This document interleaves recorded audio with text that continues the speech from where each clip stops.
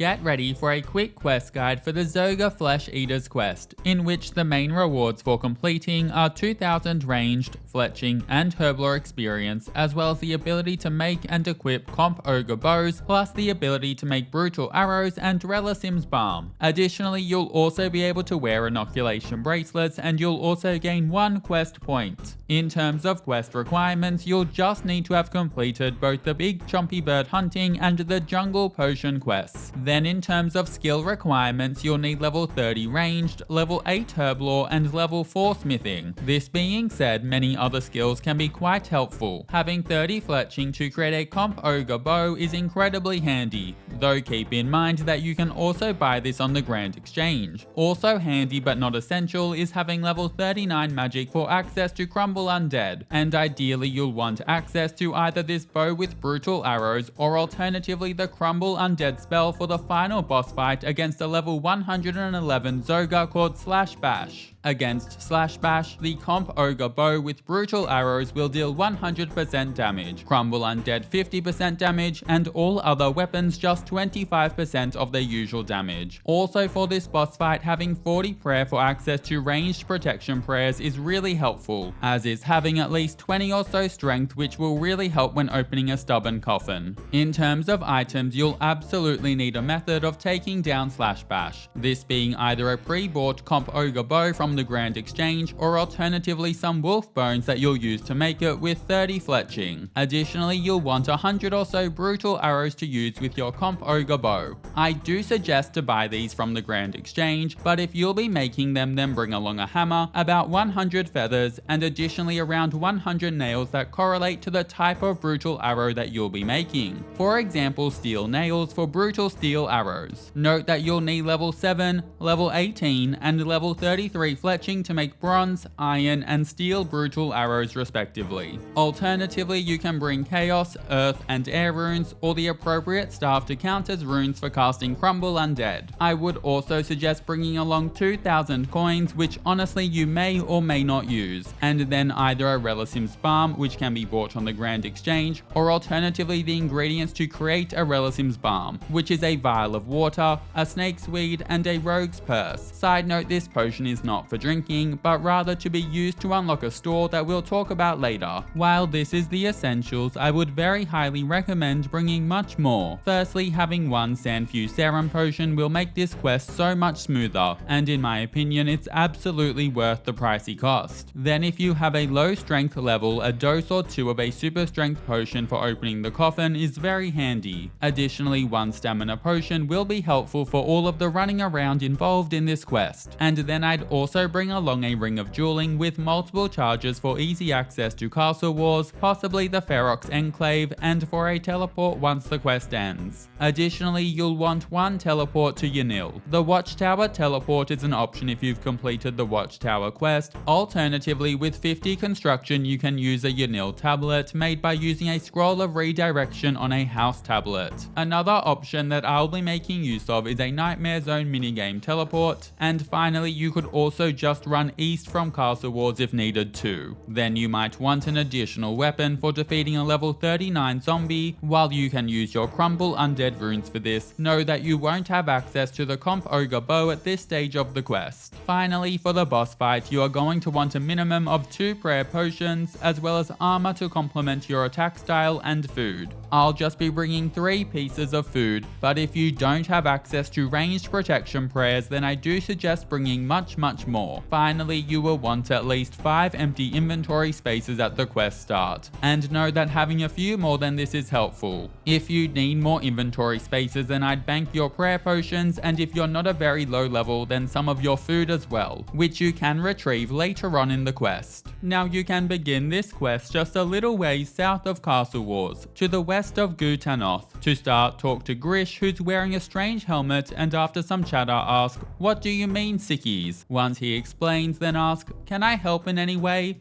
And after going through a bit more dialogue, select yes to officially begin the quest before skipping through the rest of the chat. After which, Grish will hand you 3 cooked chompies which restore 10 health each, as well as 2 super restore potions. Next, run a short ways east and then chat to the ogre guard, and following your conversation with him, he'll crush the barricade so that you can then jump over it into a pit full of Skogers and Zogers. Now you'll want to run east to the dungeon sign, and know that if you're below level 89 combat, then when the Skogers and Zogers attack you, you will become diseased for around 15 minutes, and this will cause your stats to randomly be drained by around 10 points here and there. If needed, you can use your super restores to restore your stats. However, if you bought a Sandfew Serum potion along, then you can just take a sip to cure this disease and provide you with immunity for around 15 minutes. Once you're in the dungeon, run to the northwestern corner of it that has a blackened floor, and after you arrive, you'll trigger a mini cutscene that features a broken lectern, a skeleton, and a coffin. After the cutscene ends, you'll want to begin your investigations by searching the broken lectern to find a torn page before then reading it and skipping through the chat box dialogue. Afterwards, search the skeleton nearby the lectern, which will prompt a level 39 zombie to appear and attack you. You will then need to defeat the zombie, and I'll be using the Crumble Undead spell for this. After the zombie is defeated, it will drop a ruined backpack. Pick this up and then open it to obtain a knife, some rotten food, and a dragon in tankard. You can then drop the rotten food right away. Next, you will want to search the coffin that is west of the skeleton, and note that you can do this from the back of it if it helps in getting the Zogers to stop attacking you. Afterwards, use your knife on the coffin and go through the dialogue, and then once that's done, take a sip of your strength potion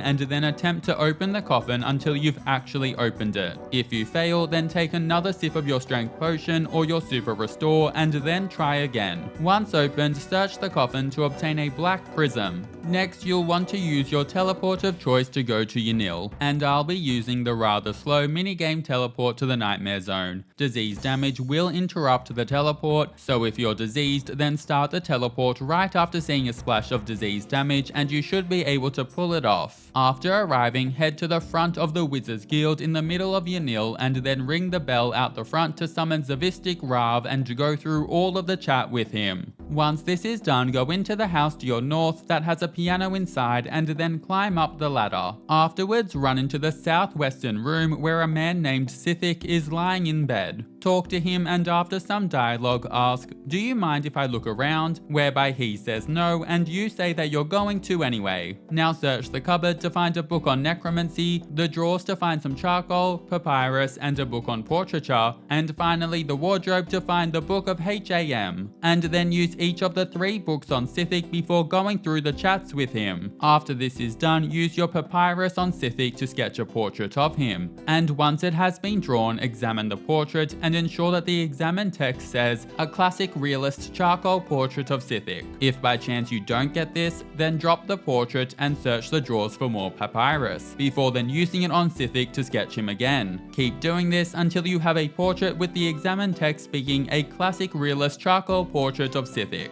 Once you have this, then go back downstairs and then run southwest to the Dragon Inn bar, located in the southwestern corner of Yanille. Start by using the Dragon Inn tankard on the bartender and then spacebarring through the chat. After you've done this, then use your Sithik portrait on the bartender and then skip through the chat whereby he will sign off on it. Now head outside the pub and then run east back to the Wizard Guild entrance and ring the bell so that Zavistic Rav appears. And once he does, chat to him and say, "I have some items that I'd like you to look at," before then spacebarring through the chat, whereby he will take some of your items and hand you a strange potion. Now go back to Sithik's room by running a little north into his house and going up the ladder. Once inside, use the strange potion that Zavistic gave you on the cup of tea atop the drawers to pour it inside. Then exit the room and climb down the ladder, before going back up the ladder and going back to Sithik's room. And finally talk to Sithik, who has now transformed into an ogre. Go through some initial chat and then start the questioning by asking, "How do I remove the effects of the spell from the area?" After you've got the answer, ask, "How do I get rid of the undead ogres?" And follow this up by asking, "How do I get rid of the disease?" before then going through the rest of the dialogue. Now if you didn't bring a Sandfew Serum potion and you're still suffering from disease, then take a moment at this stage to use your Ring of Dueling to teleport to the Ferox Enclave and enter the Clan Wars free-for-all portal.